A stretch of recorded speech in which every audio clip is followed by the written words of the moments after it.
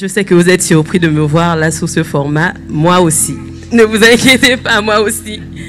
Mais le Seigneur fait toutes choses belles en son temps. Amen. Et c'est quasiment ce qu'on va aborder ce matin.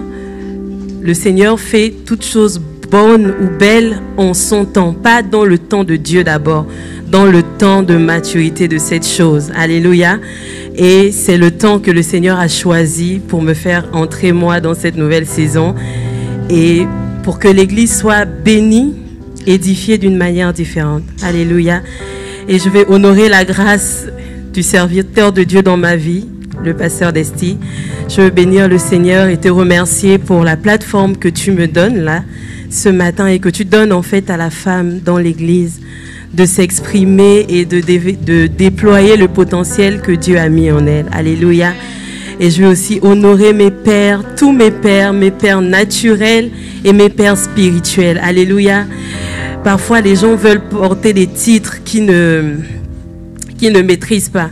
C'est-à-dire que quelqu'un aujourd'hui a enfanté, quelqu'un a prêché l'évangile à quelqu'un, la personne s'est convertie et puis tout de suite, je suis père spirituel. Mais un père, c'est celui qui élève, c'est celui qui accompagne, c'est celui qui oriente, c'est celui qui bâtit. Et je peux dire que depuis que je suis en contact avec nos pères spirituels, le pasteur Cyril et le pasteur Laurence, vraiment, ma vie n'est plus la même. Ma vie n'a plus été la même. Il y a des moments où, en discutant avec le pasteur Laurence, je sentais qu'elle avait même un feu pour moi à ma place. C'est-à-dire que les choses que je ne voyais pas, les compétences que je ne voyais pas, elle s'étonnait en fait que je ne puisse pas les voir parce qu'elle me dit mais c'est tellement évident en fait. Et ne sous-estime pas le don que tu as reçu. Et ce matin, c'est vraiment un honneur pour moi de me tenir devant vous. Alléluia. Alléluia.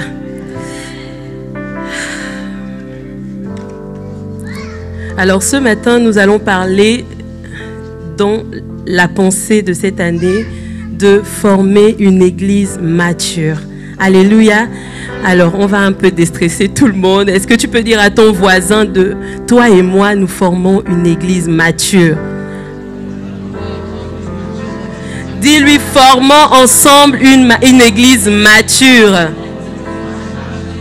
Dis-lui, grandissons ensemble. Alléluia. Parce que c'est à cela que le Seigneur nous appelle. Alléluia. Et vous savez, en fait, la pensée de cette année, comme ça a été affiché plus haut, c'est de former une église. Non, comme ça a été écrit dans la pensée de l'année. On va la remettre ensemble. Donc, on peut lire ensemble. 1, 2, 3. Formons. Croissant à tous égards par l'assistance du Saint-Esprit. Alléluia. Ici, c'est pas formé, du genre formé avec un EZ à la fin, mais c'est formons. C'est une action collective. Alléluia. C'est une action de tous. Parce que, en fait, pour moi, et sur la base un peu des méditations que j'ai faites, l'unité est favorisée par la maturité des membres, en fait, qui constituent l'Église. Alléluia. Quand on n'est pas une personne mature, on aura vraiment du mal à fédérer avec les autres. On aura du mal à entrer dans le bain. On aura du mal à être libre, en fait, et à exprimer librement ce que le Seigneur a mis en nous comme potentiel. Alléluia. Et c'est pour ça que le Seigneur nous met dans un contexte de famille spirituelle. Le pasteur Desti a l'habitude de dire que le Seigneur ne nous crée pas comme des lions solitaires. Non, il nous crée et il nous place au sein d'une famille spirituelle. La famille spirituelle ici, là, à Ciel, c'est justement cet environnement au-delà du bâtiment, mais c'est vraiment toutes les pierres que nous sommes qui constituent la famille spirituelle. Alléluia. Et c'est ensemble que nous fortifions les autres, les uns les autres. C'est ensemble que nous nous bâtissons et que nous nous construisons les uns les autres. Alléluia. Alors, nous allons lire la parole de Dieu dans le texte dans le livre d'Éphésiens 4. Éphésiens 4, du verset 1 au verset 16.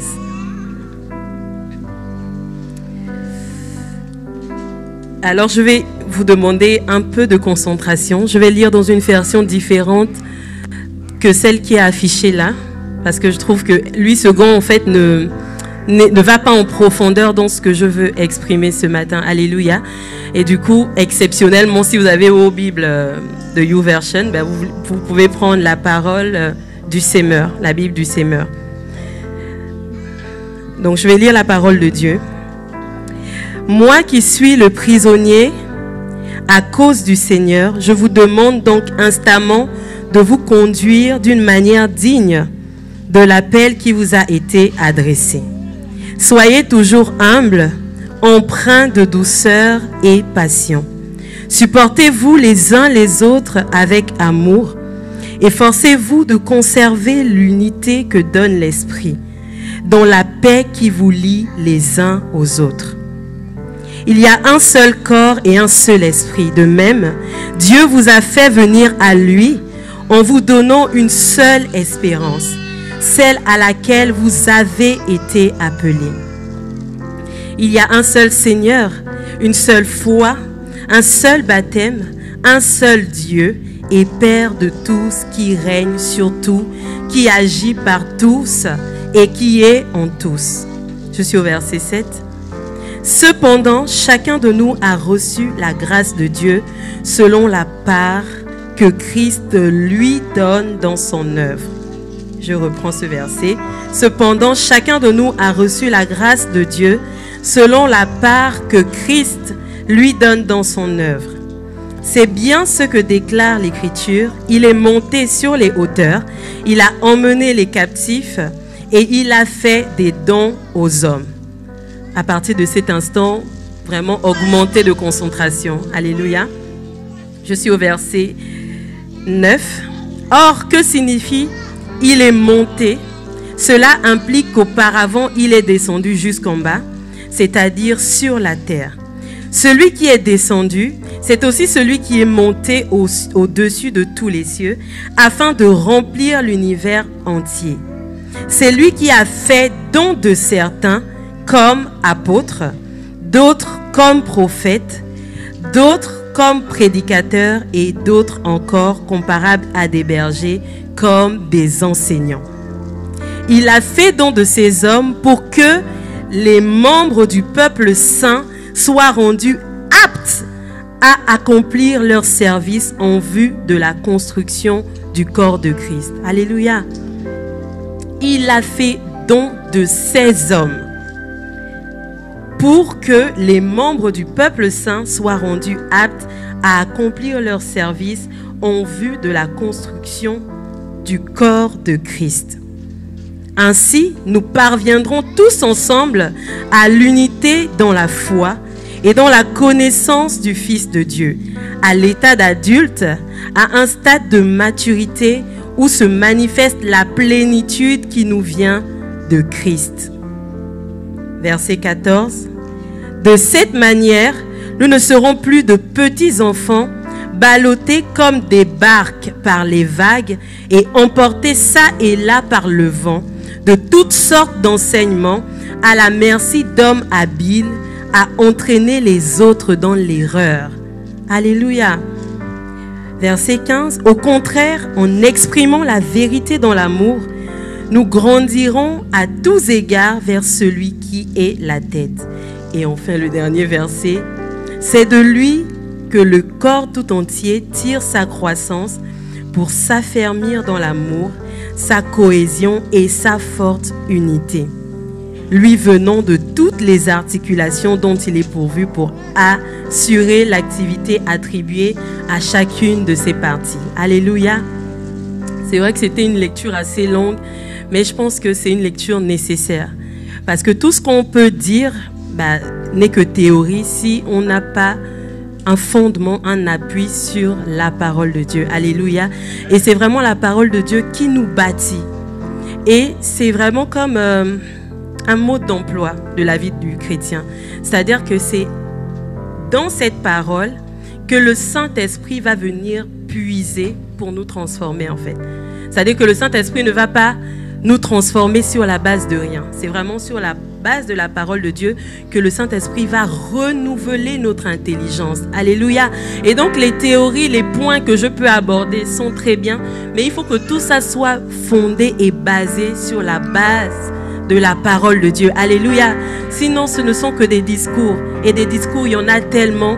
Et je pense que quand il fait chaud comme ça, on n'a pas besoin de discours. Amen. Et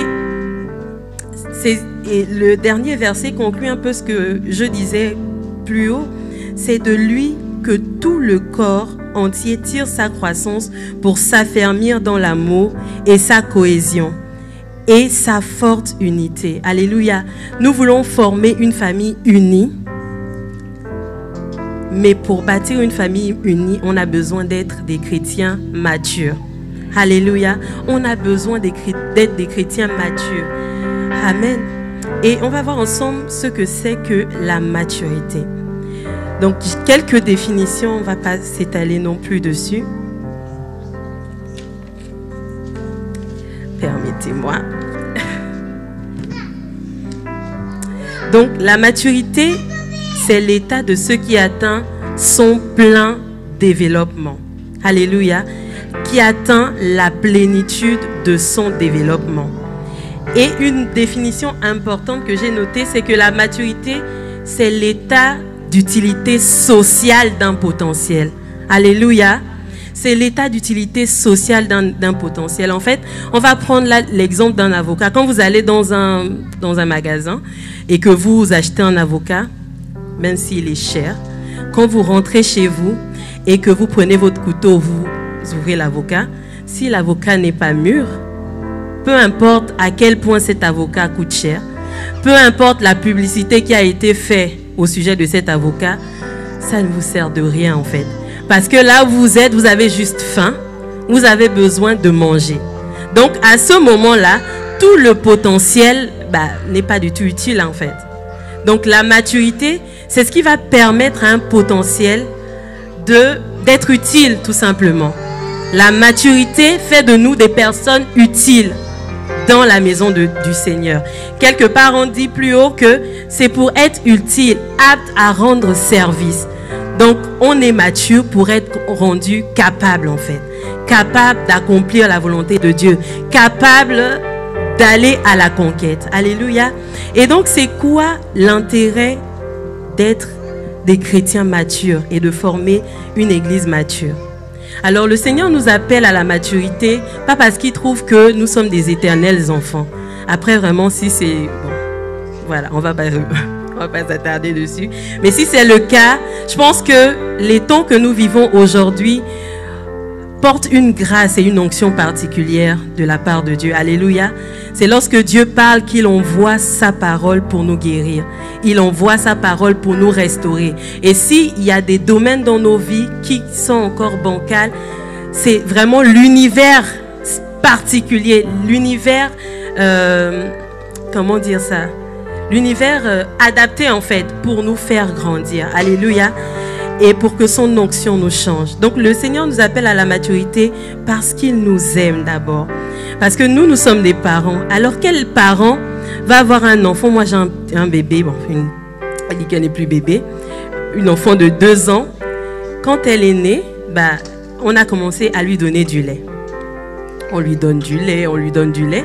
Et à un moment donné, avec les médecins, les pédiatres et consorts, on nous demande de diversifier son alimentation. Au début, le lait va être vraiment son élément principal. Mais étape après étape, là, cet enfant va consommer des éléments plus équilibrés qui contiennent des nutriments beaucoup plus forts, beaucoup plus fournis pour permettre à l'enfant de grandir. Alléluia. Pour permettre à l'enfant de s'accomplir en fait, ne fût-ce que physiquement en tant que personne. Et quel est le parent en fait qui serait content quand son enfant a un retard? C'est-à-dire qu'il y a un retard de croissance, un retard mental. Quel est le parent qui serait content et qui serait juste comme ça, inactif, ne faisant rien et attendant tout simplement que bon, écoute, on va voir, on va lui laisser du temps. Même si au départ on lui laisse du temps, à un moment donné, on va l'emmener chez le médecin. Amen. Parce que c'est pas normal. c'est pas normal. Alors, Dieu a appelé tous ceux en quoi il a mis sa vie à grandir. Alléluia. Tout ce qui porte la vie est appelé à croître. Et c'est l'intérêt pour nous de travailler à notre maturité. Parce que, en fait, nous qui sommes créés à l'image de Dieu, on ne peut pas être... on ne peut pas être à compte courant avec ce que tous les êtres vivants font. Alléluia. Tous les êtres vivants, c'est une étude qui a été menée par des enfants, donc pour moi c'est compréhensible par nous tous. Et en fait, ils disent que les êtres vivants se caractérisent par leur capacité à se nourrir, à se reproduire et à respirer, à se nourrir et à se reproduire. Alléluia. Donc tout être vivant, au-delà des changements, des transformations, tout ce qu'on fait en fait, les principales fonctions d'un être vivant, c'est que on respire, comme là, on se nourrit et on se reproduit. Alléluia. Et en fait, la raison pour laquelle les êtres vivants doivent se reproduire, c'est parce que les espèces doivent continuer d'exister en fait. Parce que quand on ne se reproduit pas et que une espèce disparaît, l'écosystème, donc l'environnement dans lequel tous les êtres vivants cohabitent, il est en difficulté en fait. Il est en difficulté et il y a vraiment comme un tohu-bohu. Alléluia. Et donc, si dans ce qui concerne la nature, quand il y a un manque de croissance, quand il y a un manque comment dire ça, de progression, quand il y a un manque de progression, il y a autant de dégâts naturels. On le voit, on connaît aujourd'hui d'extrêmes chaleurs. Je sais que la canicule a toujours existé, mais vous conviendrez avec moi que le type de canicule qu'on vit aujourd'hui n'a rien à voir avec le genre de canicule qu'on avait avant, il y a 10-15 ans. Parce que quand l'écosystème est embrouillé, ça crée du désordre en fait. Ça crée un déséquilibre et on arrive à des chaleurs qui vont jusqu'à tuer des gens parce que rien n'est à sa place. Alléluia. Et moi-même récemment, j'étais au pays, chez moi, au Gabon, et j'étais choquée en fait parce que je me suis dit, chez nous, quand il fait chaud, il y a au moins de l'air qui circule en fait. Mais là, rien du tout. Dès que je suis arrivée à l'aéroport, j'ai senti la chaleur. J'ai senti vraiment le décalage entre l'atmosphère de l'avion et l'atmosphère du sol en fait. Et c'est partout. Il n'y a pas un endroit qui n'est pas impacté par les dérangements, les dégâts, le désordre dans l'écosystème. Alléluia. Et dans le contexte spirituel, pour en venir à nous, lorsqu'on respire, donc on a dit, on va réviser ensemble, les êtres humains, ils respirent, on va faire dans cet ordre, on reprend, les êtres humains ils respirent, alléluia. Et donc nous, en tant que chrétiens, on respire, je peux dire par la nouvelle naissance. Alléluia. Lorsqu'on naît de nouveau, le Seigneur nous donne un souffle nouveau. Alléluia. Il fait table rase de tout ce qui s'est passé avant et il nous donne une identité nouvelle en lui. Et lorsque par la nouvelle naissance, on respire, qu'on est nourri par la parole, qu'on fait tout ce qu'on a fait ce matin, on loue, on chante, on célèbre, on est enseigné, on prend la table du Seigneur, tout ça c'est pour qu'on puisse grandir. En fait, la finalité de l'église locale, c'est la maturité. Alléluia. On va relire le texte de Éphésiens 4, les versets 11 à 13. Je lis dans ma version encore une fois, je suis désolée. C'est lui qui a fait don de certains comme apôtres. J'aimerais relire le verset plus haut, le verset 10. Celui qui est descendu, c'est aussi celui qui est monté au-dessus des cieux afin de remplir l'univers entier. Alors, de quoi est-ce qu'il a rempli l'univers entier? Il a fait don de certains comme apôtres. Alléluia. D'autres comme prophètes, d'autres comme prédicateurs de l'évangile et d'autres encore comparables à des bergers, donc des pasteurs et des docteurs. Il a fait don de 16 hommes. Amen. Parce que ce matin-là, celui qui a présidé la Sainte Seine, c'est un don que Dieu a fait à l'Église. Toutes les grâces, on t'a dit oui, tu es un prophète, tu es un docteur, toutes les grâces là sont des dons, hommes, que Dieu a fait à l'Église, afin que par ces dons, hommes, que nous sommes les uns pour les autres, nous puissions ensemble croître. Alléluia. Nous puissions ensemble croître. L'intérêt de toutes les grâces que nous manifestons, l'intérêt de tous les ministères que nous avons, c'est simplement que nous puissions être grandis. C'est simplement pour que nous puissions croître, pour que nous puissions parvenir à la stature parfaite de Christ, c'est-à-dire à ce que Dieu attend véritablement de nous. Alléluia. Et donc la maturité, encore une fois, c'est la finalité de l'église locale. Quand on vient ici dimanche après dimanche, les chantres et je sais pas, les gens qui se tiennent souvent devant ont l'habitude de dire que ne retourne pas comme tu es venu. Alléluia. Et ne retourne pas comme tu es venu, c'est pas de retourne pas sans le chant nouveau qu'on a chanté aujourd'hui. Non. Mais ce que tu as appris ici te serve pour être un instrument efficace dehors là où tu vas aller. Alléluia. Parce que je me souviens, le docteur Sondé Adelaja disait que à l'église, on vient être nourri. Toutes les tâches qu'on va faire, ça va être du housekeeping. Alléluia. On vient, on vit ensemble, mais vraiment ce pourquoi on vient, c'est pour être rempli de la parole de Dieu qui va nous permettre d'être des chrétiens matures. Alléluia. Parce que nous poursuivons l'objectif de nous reproduire. Alléluia. Nous devons nous reproduire. Et vous conviendrez avec moi que les enfants ne se reproduisent pas. Amen. Les enfants ne se reproduisent pas. Si un enfant, je vais aller dans un enfant genre de 2 ans, 3 ans, te parle de reproduction, tout de suite tu vas changer de sujet. Alléluia. Parce que c'est pas son niveau actuel. C'est pas son niveau actuel. En ce moment-là, il a besoin simplement de croître, de jouer, de s'amuser, de s'intéresser aux choses de son stade actuel. Alléluia. Alors pourquoi est-ce que quand nous sommes encore à un stade de bébé, nous voulons aller gagner des territoires qui nous dépassent en fait? Alléluia. La fertilité sollicitée au mauvais moment détruit les organes reproducteurs et peut même causer la mort. Même si tu es fertile, comment? Si tu sollicites cette fertilité au mauvais moment, tu vas te détruire les organes. Alléluia. On l'a vu quand il y a des enfants qui n'ont pas la matrice suffisamment développée, même des jeunes filles, hein.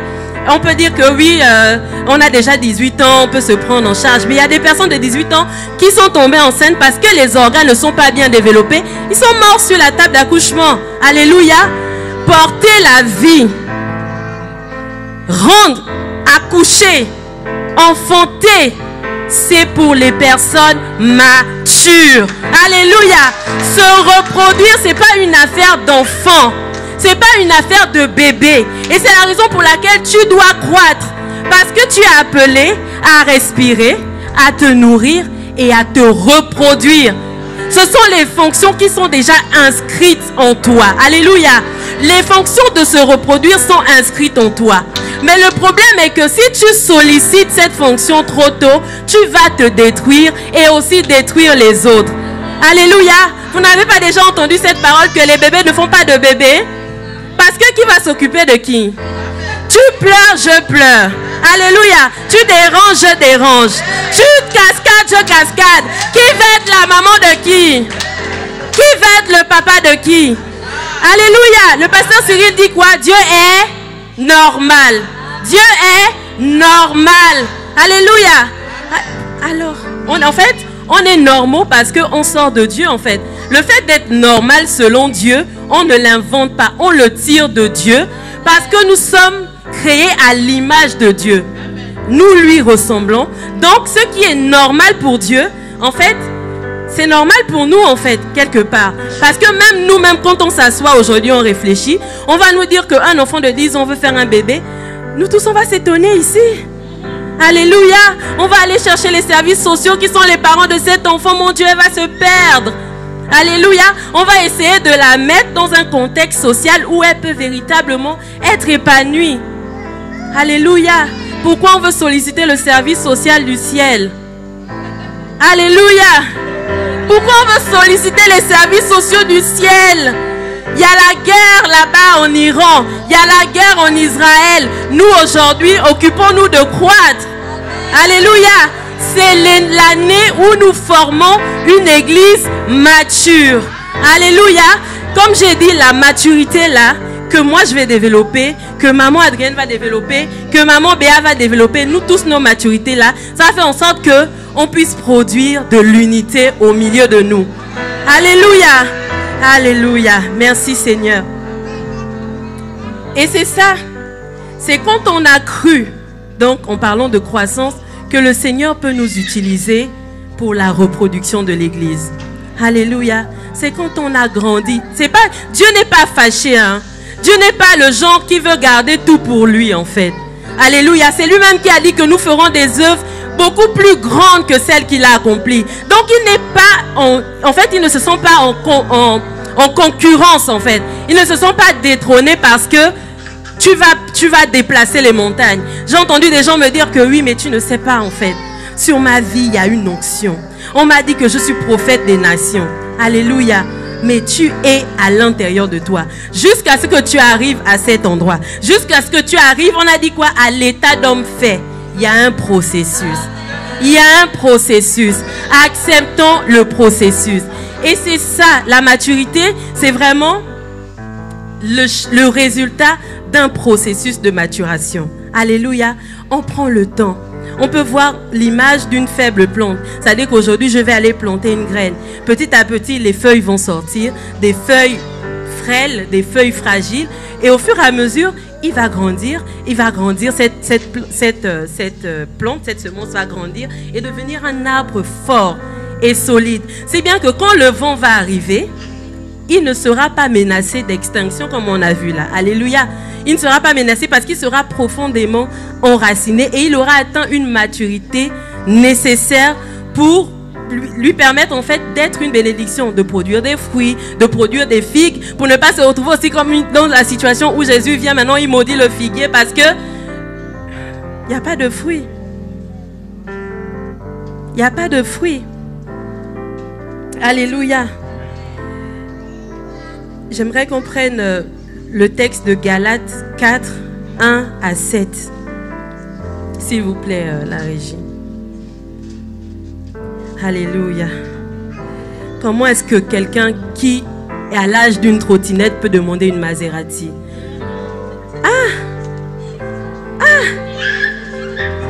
Comment tu peux demander une Maserati quand tu as l'âme d'une trottinette? Quand tu es au niveau du vélo? Alléluia. Nous-mêmes, quoi. Là, on va le lire ensemble dans cette version. Alléluia. On va lire le premier verset ensemble. Est-ce que vous êtes prêts? 1, 2, 3, c'est parti. Or, aussi longtemps...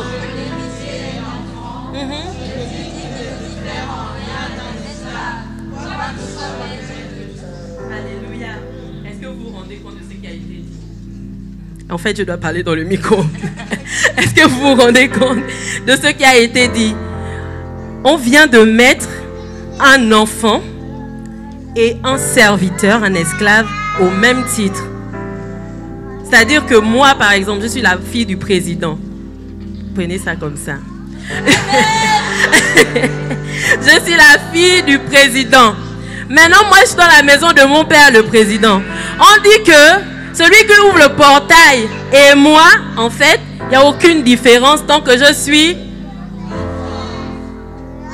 Alléluia. Alléluia. On va le relire. Encore une fois. 1, 2, 3. Or, aussi longtemps que l'héritier, je dis... Alléluia. Alléluia. Verset 2. Mais il est sous les tuteurs et des administrateurs jusqu'au temps marqué par le Père. Amen. Et le troisième verset.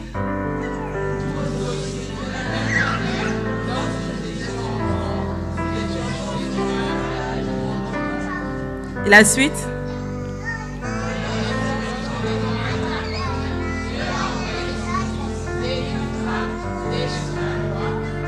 Alléluia. Le verset 3 dit, est-ce qu'on peut revenir au verset 3? Il dit, nous aussi, de la même manière, lorsque nous étions enfants, nous étions sous l'esclavage des rudiments du monde. Alléluia. Donc là, on dit déjà que être un enfant, là, c'est être sous l'esclavage des rudiments du monde. Donc ça, c'est déjà une première barrière, en fait. Alléluia. Parce que c'est bien beau de dire que les enfants ne se reproduisent pas, mais ce serait bien aussi d'avoir les caractéristiques d'un enfant. Alléluia. Parce que nous, ce que nous voulons ce matin, parce que moi-même je suis dedans, alléluia, nous voulons croître.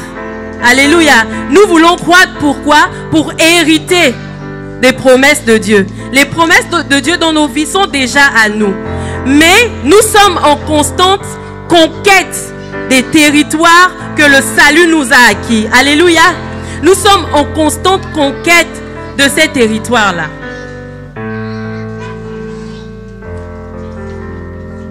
Donc, quand malgré les années, la nourriture, les porteurs de vie, les élogias, les céphas, les je ne sais même plus, on ne grandit pas, il y a un problème.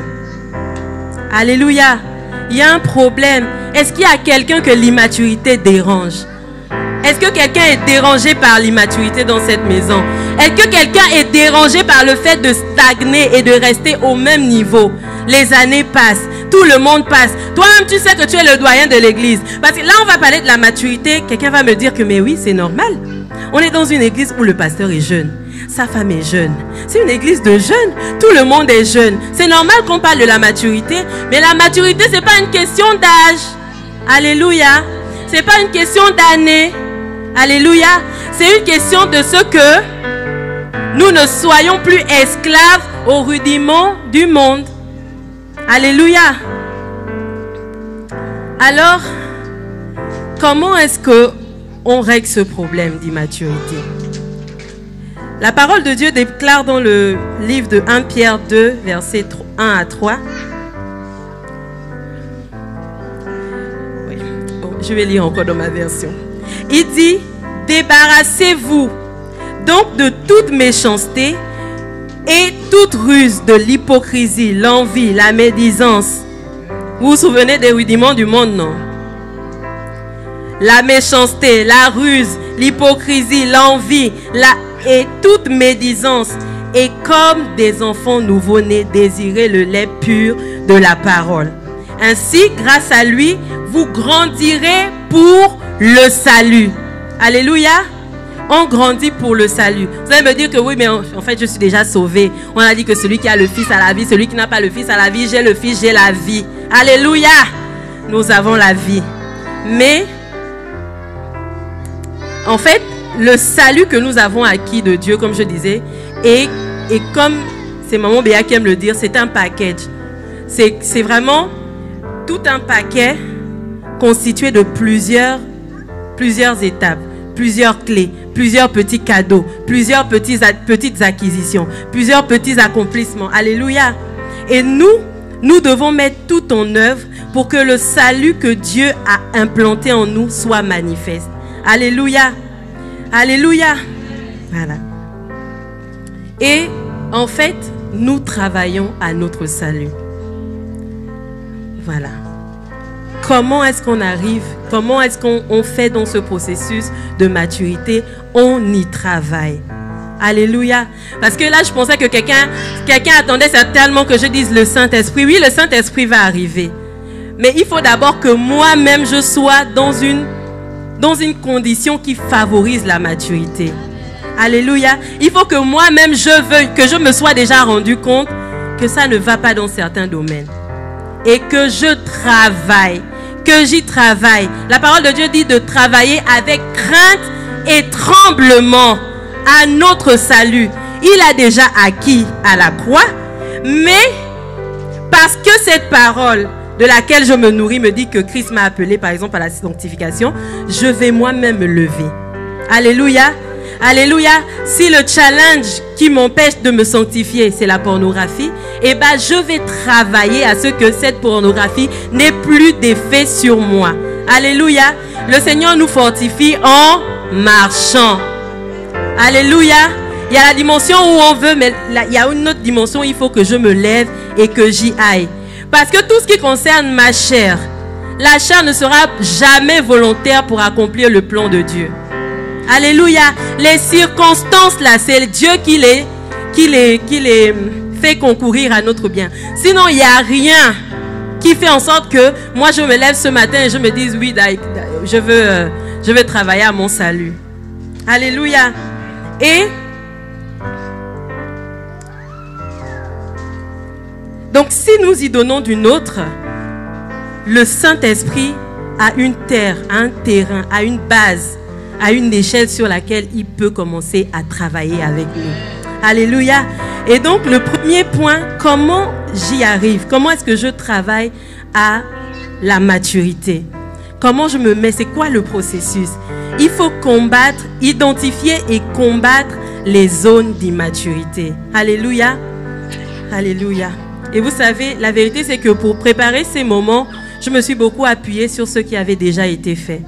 Donc, ces choses que nous voyons aujourd'hui, ce n'est pas des choses que nous découvrons. Alléluia. Le pasteur Laurence nous a déjà enseigné sur l'urgence de la maturité. Et dans le contexte actuel de l'Église, la maturité est plus qu'urgente. Alléluia. Nous sommes en train de nous rassembler dans les familles en prière. Nous sommes dans les maisons. Des personnes vont être attirées par la grâce pour venir chez nous. Le Seigneur va nous emmener des nouvelles personnes. Mais comment est-ce qu'on va gérer ces personnes si nous-mêmes ne sommes pas arrivés à un niveau de maturité? Alléluia. Tous les jours, on est là, on va compter. Ah, aujourd'hui, on était 10, aujourd'hui, on était 50. Mais est-ce que quand on va devenir 100, on a tous ici la maturité nécessaire pour se dire que quand les nouvelles personnes là vont arriver, on va les aider à croître. C'est pour ça que j'ai dit que les enfants ne se reproduisent pas. Les enfants ne se reproduisent pas. C'est bien, on a engagé famille en prière, mais cette nouvelle dimension doit te pousser à chercher davantage le Seigneur. Alléluia.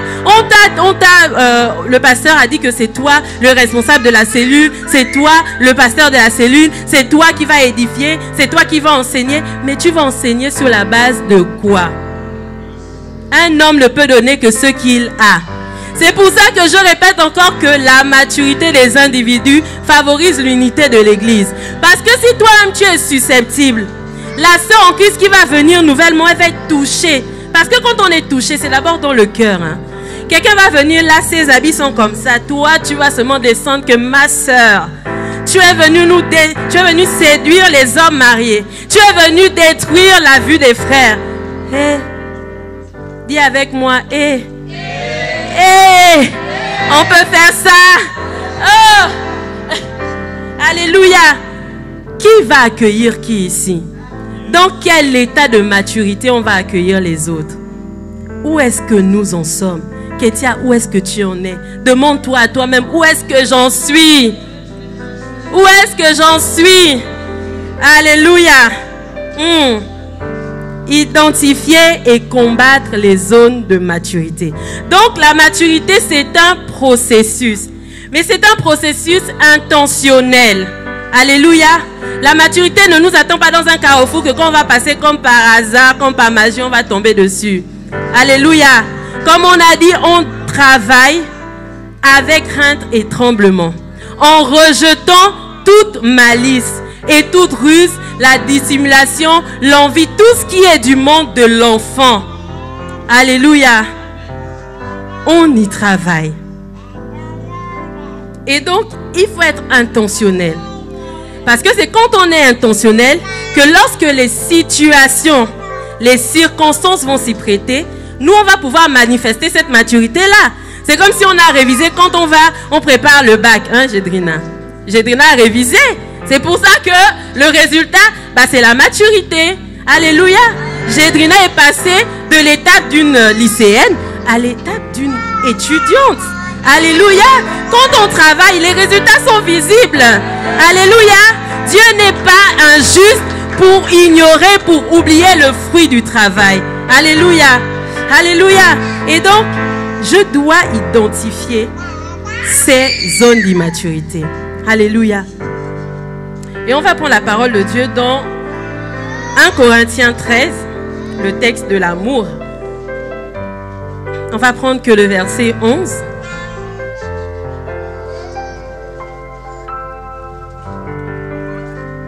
Verset 11, s'il vous plaît. Merci beaucoup. Donc le texte dit, lorsque c'est l'apôtre Paul qui parle. Donc il a fini, vous vous souvenez, 1 Corinthiens 13. C'est là où on parle de... Ok. Non, je n'ai pas entendu. Peut-être que Maman Béa aura beaucoup d'élèves cette année à Porteur de Vie. On parle de quoi dans ce texte en amont? On parle de l'amour dans ce texte. Alléluia. C'est pour ça que j'ai commencé en disant que le Seigneur nous appelle à la maturité parce qu'il nous aime. Et il veut que nous manifestions le même amour.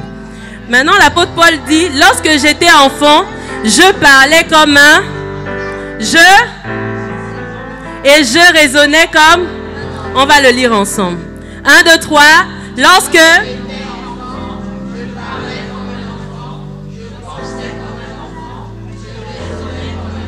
Alléluia. Et lorsque je suis devenu homme, qu'est-ce que j'ai fait? On va refaire. Lorsque je suis devenu homme, j'ai... Ok. Là, où est le Saint-Esprit qui est écrit là? Il n'y a pas, non? Il y a la part du Saint-Esprit, on va le voir si on a le temps aujourd'hui, sinon plus tard. Mais c'est la personne, l'apôtre Paul, qui a fait lui-même disparaître ce qui est de l'enfant. C'est ce que j'appelle travailler à son salut là. C'est ça. C'est-à-dire que je vais identifier. On a dit que comment est-ce que fonctionnent les enfants? Ils parlent comme des enfants, ils pensent comme des enfants, ils raisonnent comme des enfants. Mais quand il devient homme, il fait disparaître toute cette étape-là. Alléluia. Et donc, le degré avec lequel nous allons être intentionnels va déterminer le résultat qu'on va obtenir en fait. Va déterminer notre niveau de maturité. Alléluia. Alléluia. Alors, j'ai noté 3 points.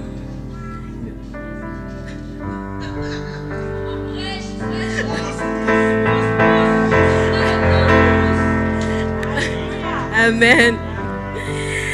Ok, donc j'ai énuméré 3 points. Encore une fois, comme je vous dis, on ira jusqu'où le Saint-Esprit va nous conduire et on va s'arrêter. Je pense que le secret ou la révélation, c'est pas dans la multiplication des mots, non. Alléluia. C'est que chacun de nous puisse ressortir de là, comme on a dit, pas comme on est venu, avec une clé pratique. Alléluia. Et que ce qu'on a vu jusqu'ici soit clair pour nous. Parce que quelque part, David disait que Seigneur, augmente mon intelligence. Je ne me souviens plus du passage exact. Mais il dit, il faut que tu augmentes mon intelligence pour que je ne puisse pas obéir à côté de la plaque. Parce que si moi j'ai compris le verset là d'une certaine manière et qui veut dire autre chose, et moi, mon obéissance va être à côté. Je vais être complètement à côté de la plaque et je vais être dans la confusion. Et donc ça, c'est l'une des caractéristiques de l'enfant. Les enfants ou les zones d'immaturité à combattre, c'est l'ignorance et la confusion. L'ignorance et la confusion. Alléluia. L'immaturité, c'est de croire qu'on est quelque chose qu'on n'est pas du tout. Alléluia. Et toujours dans le texte d'Éphésiens 4, au verset 14,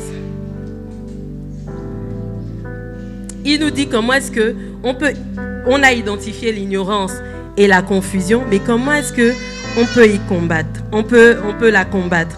Il dit, de cette manière, nous ne serons plus des enfants, des petits enfants, ballottés comme des barques par les vagues, emportés ça et là par le vent, de toutes sortes d'enseignements. Alléluia. Parce qu'aujourd'hui sur YouTube, il y a de tout.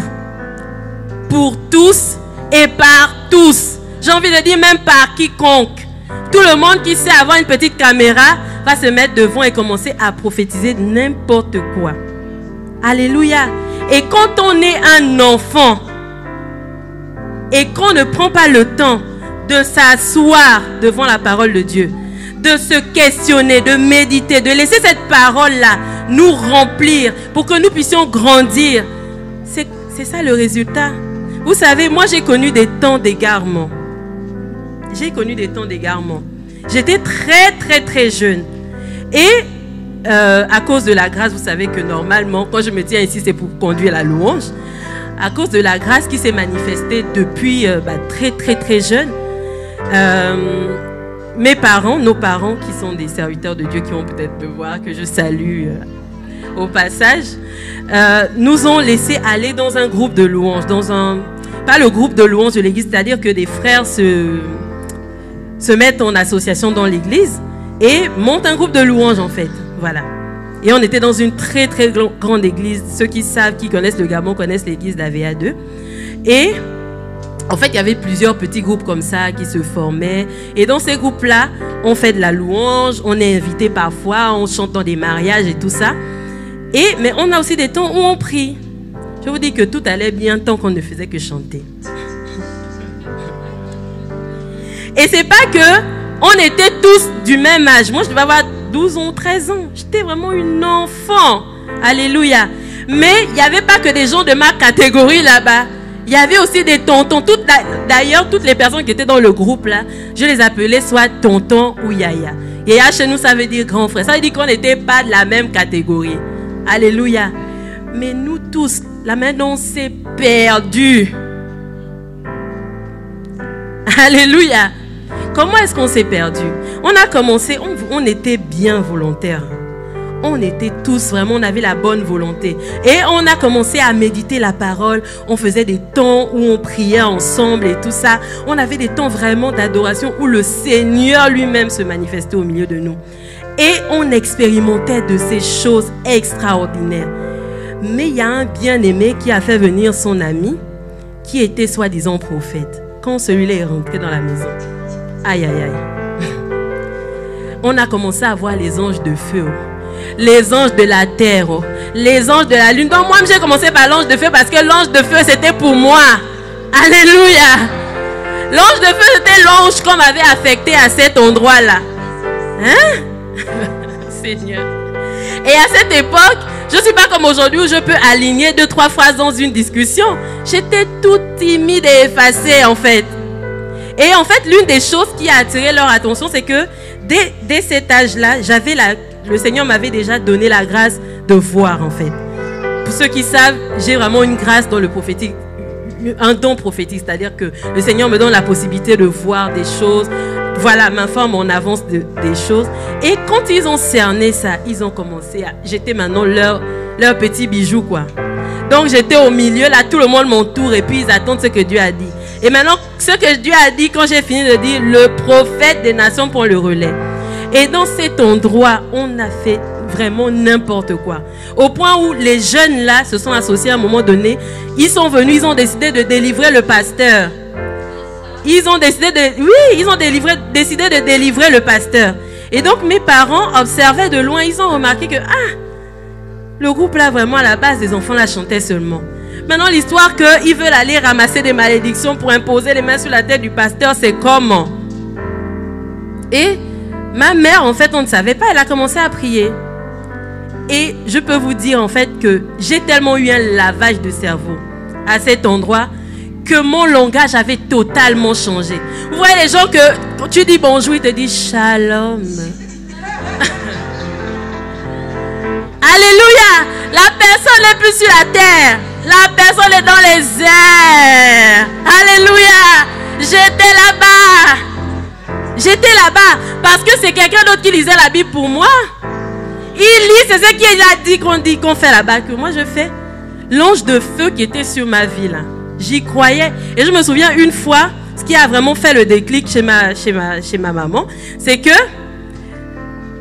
on avait une grande sœur. En fait, comme ils sont pasteurs, ils ont beaucoup de fils spirituels, comme le pasteur Cyril avec nous autres. Et ils faisaient le tour à la maison. Et la grande, La grande m'a appelé, je revenais de la retraite. Donc là, vraiment, j'étais dans un niveau de spiritualité. Et la grande me dit, ah Ketia, en fait, je suis fatiguée ma chérie, j'ai lavé le linge, tout ça. C'est étalé à la corde. Est-ce que tu peux aller enlever le linge pour moi? Moi, je dis, mais Seigneur, je viens d'un endroit où on m'a dit que je suis prophète des nations. Comment est-ce que toi qui es chantre, tu vas me demander d'aller ramasser le linge? Et je vais me sortir un verset biblique. Je dis, tu sais que l'apôtre Paul a dit à Timothée que personne ne maîtrise ta jeunesse. Parce que c'est comme on m'a enseigné là-bas. Et j'étais complètement à côté de la plaque. Je pense que même ma grande sœur, à un moment donné, elle s'est éloignée. Mais moi, j'étais vraiment là-bas. Et je peux vous dire que si mes parents n'avaient pas entendu Dieu pour couper cette histoire-là, je ne serais pas là debout en train de parler avec vous ce matin. Alléluia. Parce qu'il y a des personnes de ce groupe-là qui sont devenues folles. Oui, qui ont perdu la raison. Parce que c'est comme ça qu'on te dit que pour plaire à Dieu, il faut faire comme ça. On commence à mettre le sel, on commence à mettre de l'eau, on commence à mettre tellement de théories qui trouvent leur fondement je ne sais où.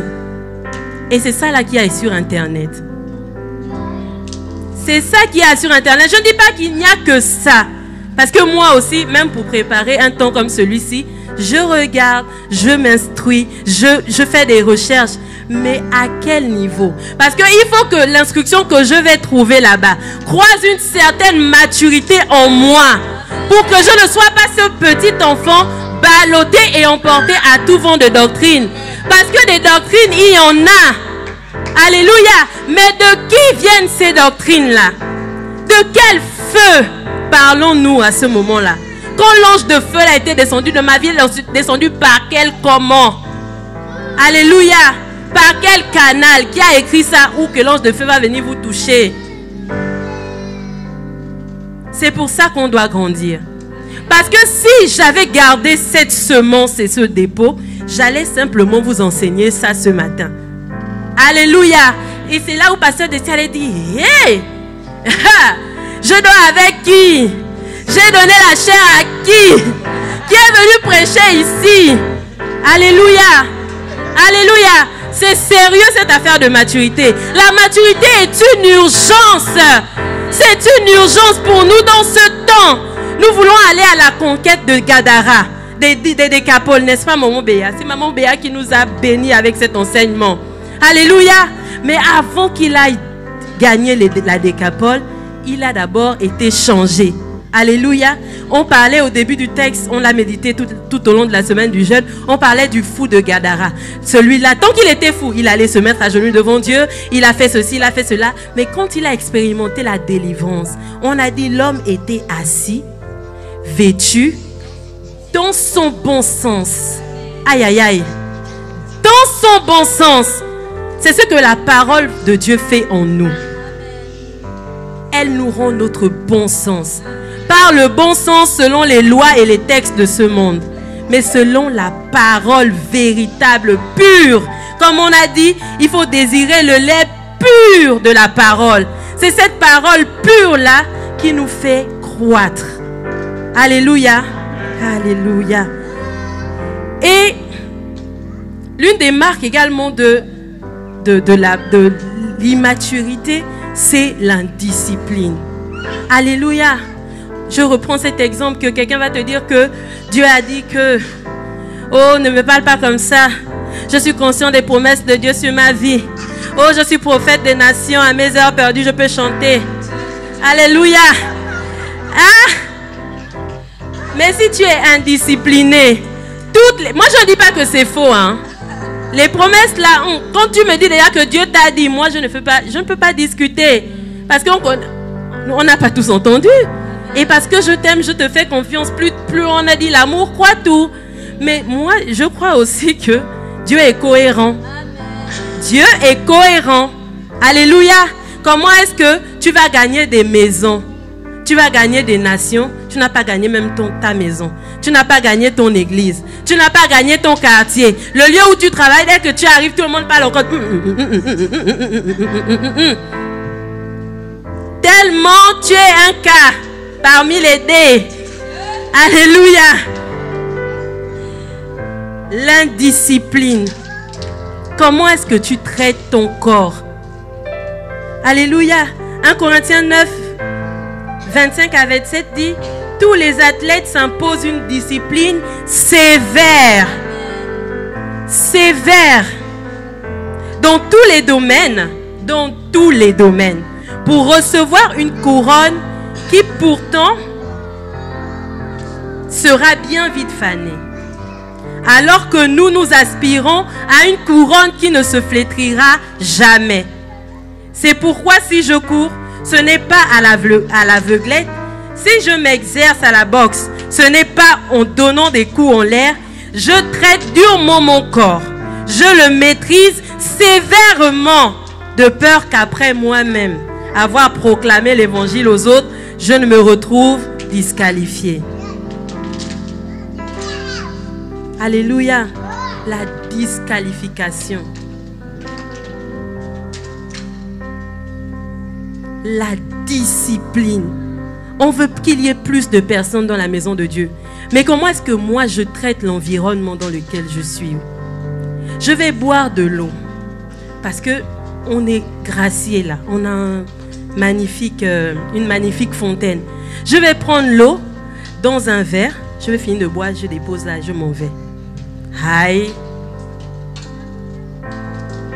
Aïe. Aïe. Qui va venir ici? Qui va venir ici? Ou bien ça, on ne peut pas parler de ça. On va parler. On parle. Alléluia. J'ai terminé de boire l'eau. Ou bien, là, comme je suis en train de transpirer, je vais utiliser les mouchoirs. Je vais essuyer vraiment. Oh, le mouchoir m'a béni. Je termine, je dépose ça là. Je m'en vais à la maison. Toi aussi. L'ancien Gabriel et le frère Tony vont venir accompagnés de leurs enfants et femmes pour nettoyer. Alléluia. L'urgence de la maturité. Les enfants ne se reproduisent pas. Les enfants ne se reproduisent pas. Je vais là-bas dans les toilettes. Je verse de l'eau, je ne sais pas qui eau. Je m'en vais. Je m'en vais. Ce qui est sûr, c'est la maison de Dieu. Les anges vont venir faire le ménage dans la nuit. Alléluia. On vit sous, je ne sais même pas. La discipline. Et les zones d'immaturité dans ce domaine, c'est la procrastination. Alléluia. Tu sais que tu dois faire du sport, tu dois perdre du poids. Mais tu remets sans cesse à demain. Est-ce que tu attends un mauvais diagnostic pour que ça chauffe sur toi? Tu es là, la nourriture, il y a des aliments en passant. On peut prendre une ice cream et tout ça. Mais tous les jours, les glaces. Et le diabète nous attend chez le médecin. Quand le médecin va te dire, oh, je suis désolé, voilà un diabète sur toi. Oh, je suis étonné. Comment tu peux être étonné? Tu plantes des graines d'arachide, qu'est-ce qui va en sortir? Ah, donc toi tu plantes les Coca-Cola et tu veux qu'un Von Svelte sorte de là? C'est pas possible. Alléluia. Dieu est normal. On a du travail, les bien-aimés. On a du travail. La paresse, la négligence. Quelque part, il dit que on devrait déjà être à un niveau de la nourriture solide. Au début, je prenais l'exemple du bébé qui a commencé à prendre le lait. Après, il passe aux purées. Même dans les purées, là, il y a des étapes. Il y a la purée toute lisse. Il y a la purée avec quelques grumeaux. Après, on a des morceaux tendres. Et ensuite, l'enfant peut avoir un poulet à la main. Mais nous, le lait. Le reste des nutriments qui doivent être apportés par d'autres aliments, là, on les a comment? Parce que comme on expliquait, Dieu est normal. Tant qu'on aura la même maturité, le même niveau de maturité, on n'aura pas un autre aliment. C'est la partie où tu dis que mais là, le message là, Pasteur Laurent avait déjà prêché dessus. L'urgence de la maturité. Mais au début de l'année, je suis sûre que le prophète Rostand avait prêché sur ça. On ne fait que prêcher les mêmes choses ici. Bon, de commenter encore la fin. De commenter? Non. Alléluia. La croissance, grandissons ensemble. Et le dernier point avant la prière, c'est le manque de maîtrise de soi. C'est vraiment pas une liste exhaustive et je crois véritablement qu'à ciel, on est des chrétiens à l'image des chrétiens de Béret. Alléluia. Je ne vais pas écouter tout ce que Ketia a dit ici et tout, et puis je m'en vais fermer ma Bible, je dors. Alléluia. Parce que c'est de cette manière dont on combat l'ignorance. En méditant, en priant. Je peux méditer toute seule. Je reconnais aussi que bon, je n'y suis pas encore. Je vais aller m'inscrire à Porteur de Vie. Je vais à la rencontre des conquérants. Je vais à Eulogia. Je grandis avec le Seigneur. Alléluia. Parce qu'on n'a jamais atteint la maturité. Tant qu'on est sur la terre, on aura toujours besoin de croître. Alléluia. C'est pour ça que ce n'est pas une question d'âge. Alléluia. La maîtrise de soi. Et pour moi, c'est l'une des valeurs, en fait, dans la maturité qui va favoriser l'unité. La maîtrise de soi. La maturité assure le bien vivre ensemble. Comme on a dit, une personne immature parle comme un enfant. C'est-à-dire que je vais donner une phrase.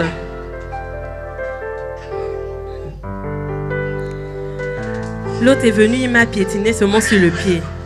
Je sais que ça fait mal hein, quand on te piétine. Surtout quand on te piétine avec les talons. Mais quand même. Comment est-ce que je vais traiter cette erreur-là? Cette offense-là? Genre, je suis trop fâchée. Et ça, c'est même plus, on aurait pu le dire. Quand l'enfant est fâché, maintenant, oui, moi, je ne viens plus à l'église. Ici, là, tout ce qu'on fait, c'est pas assez bien. On ne m'a jamais félicité. On ne m'a jamais fait comme ça. Et je lui ai seulement dit ce que je pensais. Mais tu lui as dit ce que tu pensais. Quel est le fruit que ça a produit? Quel est le fruit que ça a produit? Plus tard dans ce verset-là de Éphésiens 4, l'apôtre Paul dit que même quand on se met en colère, il y a une manière d'exprimer cette colère-là. Ah! Que le Seigneur nous aide. Celui qui parle beaucoup ne manque pas de péché. Mais celui qui retient ses lèvres est un homme prudent. De temps en temps, il faut se taire. Le silence, c'est pas comme a dit les gens plutôt, oh c'est la réponse qu'on donne. Mon Dieu, c'est quelle révélation ça? Le Seigneur nous appelle à contrôler nos bouches. Ne pas avoir réponse à tout. Il y a des choses pour lesquelles tu dois laisser couler. Ton mari vient avec tout son zèle là-bas, il te donne une réponse. Toi aussi, tu viens avec tout ton feu, tu lui donnes une réponse et ça allume le feu dans la maison. Chacun dort maintenant de son côté, on est fâché. Si une personne se tait, ça fait quoi? Si je me tais aujourd'hui là, toi seul, conseil plus remarque, conseil plus remarque, conseil plus remarque, le mari va se mettre où? De temps en temps, il faut garder un peu. Amen. Il faut garder un peu. Et il faut mesurer les conséquences de ce qu'on va dire avant de le dire. Parce que comme on dit chez moi, quand on parle, c'est comme quand on verse de l'eau. On verse l'eau là sur la terre, on ne peut plus ramasser l'eau qu'on a versée. On ne peut plus ramasser. Et quand tu as dit n'importe quoi, c'est déjà sorti. Parfois tu es seulement là, mon Dieu, pourquoi j'ai parlé? Et je sais que parfois, il y en a qui viennent vraiment nous chercher là où on est censé être mort à nous-mêmes. On vient te donner une parole, tu sens ce mot Nyamakouzekina qui va sortir. Alléluia. Faut garder ça là-bas. Alléluia. Quand tu as mal, parle à Dieu. Il y a des moments où oui, tu peux exprimer, mais tant que tu n'es pas sûr que tu vas exprimer de la bonne manière, surtout quand tu es en colère, parle à Dieu. Et quelqu'un a dit, c'est Dieu à ce moment-là qui va préparer ton cœur pour parler aux autres aisément. Amen. Quand ça fait mal, parle à Dieu. Alléluia. Et pour finir, Comment est-ce qu'on croit? Comme la pensée de l'année nous dit, c'est par l'assistance du Saint-Esprit. Alléluia. Et j'aimerais vraiment mettre un accent particulier sur la prière. Parce que par l'assistance du Saint-Esprit aussi, ça veut dire beaucoup de choses et ça peut vouloir ne rien dire. Alléluia. Il nous assiste comment? Comment est-ce qu'il nous assiste?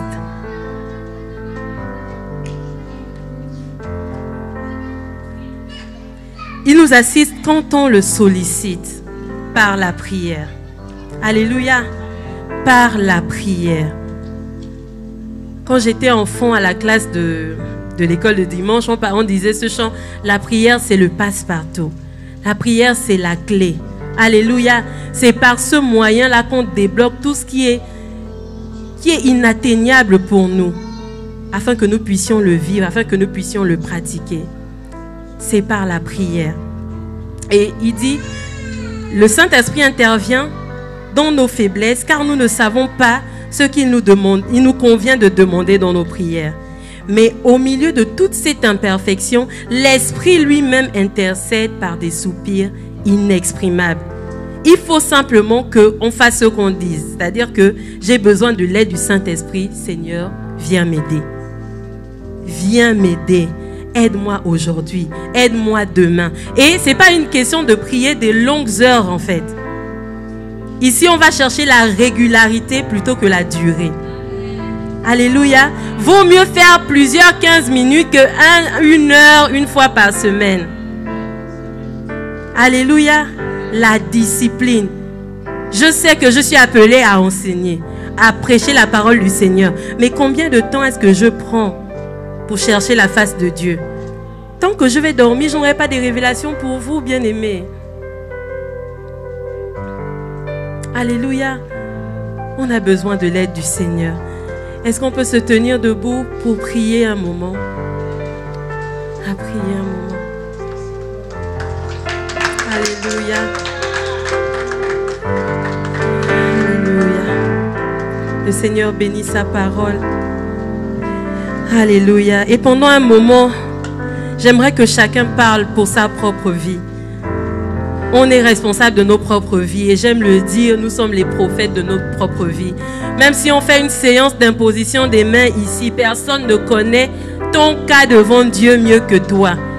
Et personne d'autre que Dieu ne connaît les failles de ton cœur. Alléluia. Il les connaît même mieux que toi-même.